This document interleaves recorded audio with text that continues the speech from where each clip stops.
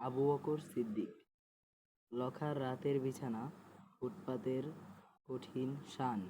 এই শান দিয়ে দিনের বেলায় রোদে পুড়ে গরম হয়, রাতে হিম লেগে বরফের মতো ঠান্ডা হয়। ঠান্ডা শানে শুয়ে লখার বুকে কাশি বসে, গায়ে জ্বর ওঠে। বাপকে লখা দেখেনি, চেনে না। মা তার তন্নখানি পরে দিনভর কেঁদে কেঁদে ভিক মেঙে ফেরে। লখার দিন কাটে গুলি খেলে, ছেঁড়া কাগজ কুড়িয়ে, বন্ধুদের সঙ্গে মারামারি করে আর খাবারের দোকানে এঁটো পাতা চেটে। রাতে মায়ের পাশে লখা খিদের কষ্ট ভুলে যায়। এই লখা ছায়া দেখলে বুক কাঁপে যার, সে আজ ভোর রাতে মায়ের পাশ থেকে উঠে পড়ল। মুখ হা করে ঘুমোচ্ছে। লখা চুপি চুপি পা ফেলে হারিয়ে গেল ধোয়া ধোয়া কুয়াশার মধ্যে।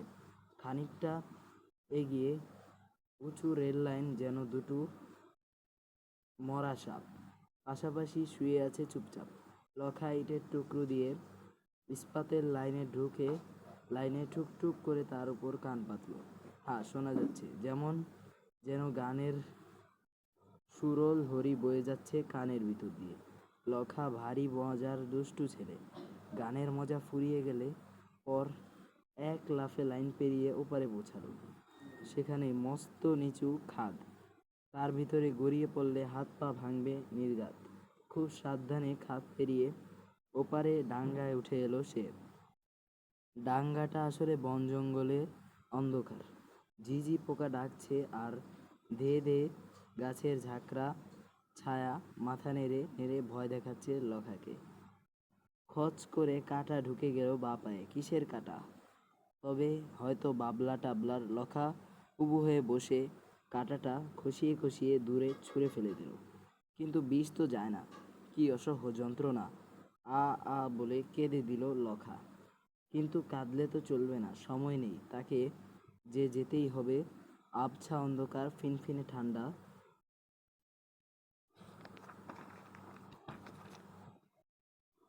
গাছের পাতা বেয়ে শিরশির গড়িয়ে পড়ছে।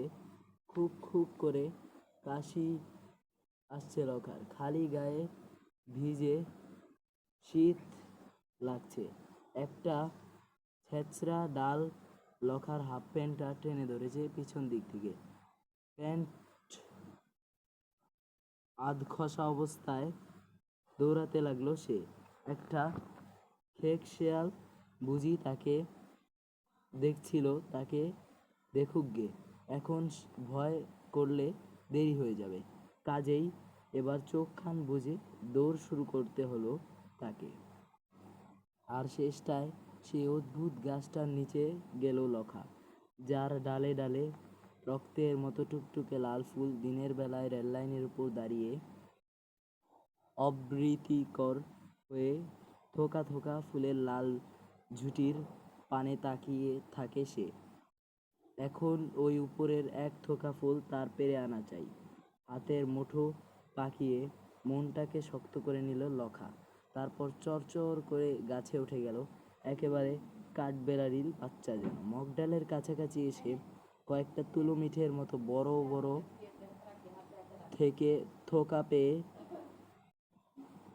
গেল সে। শিশির ভেজা তুল যা হোক, তোমরা এখন আমার। নাও সব টুপটাপ নেমে আসো তো। আমার মুঠোর মধ্যে কষ্ট লাগছে। আহা, কিসের কষ্ট? এই তো একটু পরে আমি তোমাদের একটা উঁচু জায়গায় নিয়ে রেখে দেব। সেখান অবধি তোমরা এই গাছের মগডালে কোনোদিন উঠতে পারবে না। এসো এসো লক্ষ্মী সোনারা, সব নেমে এসো। ফুল নিয়ে যখন মাটিতে নেমে এলো লখা, তখন সারা শরীর জ্বলে যাচ্ছে তার। কনুই ও বুক চটচটে ঠান্ডা। হাত দিয়ে টের পায় টাটকা রক্ত। গাছের ডালপালার কাঁটায় ভর্তি। গা হাত পা ছিঁড়ে গেছে আঁচড় লেগে। তাতে কি, জিতে গেছি আমি। গর্বে বুক ফুলে ওঠে লখার। সেদিন সকাল ছিল বড় আশ্চর্য সুন্দর। আকাশে হালকা কুয়াশা, অল্প শীত, আর দক্ষিণে সামান্য বাতাস। পথে পথে মিছিলের ঢল নেমেছে। শত শত মানুষ, হাতে ফুলের গুচ্ছ, ঠোঁটে প্রভাত ফেরির গান। ধীর পায়ে শহীদ মিনারের দিকে এগিয়ে চলেছে। এই ভিড়ের মধ্যে খুদে টোকাই লখাকে ঠিক দেখা যাচ্ছে।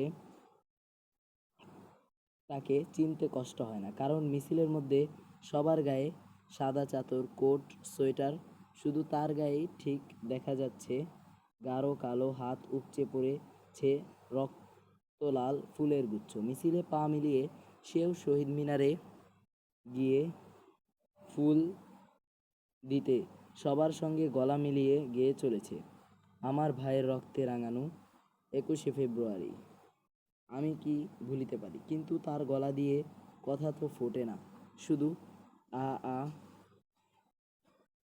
আমি কি ভুলিতে পারি, কিন্তু তার কথা দিয়ে কথা তো ফোটে না, শুধু আ আ আ।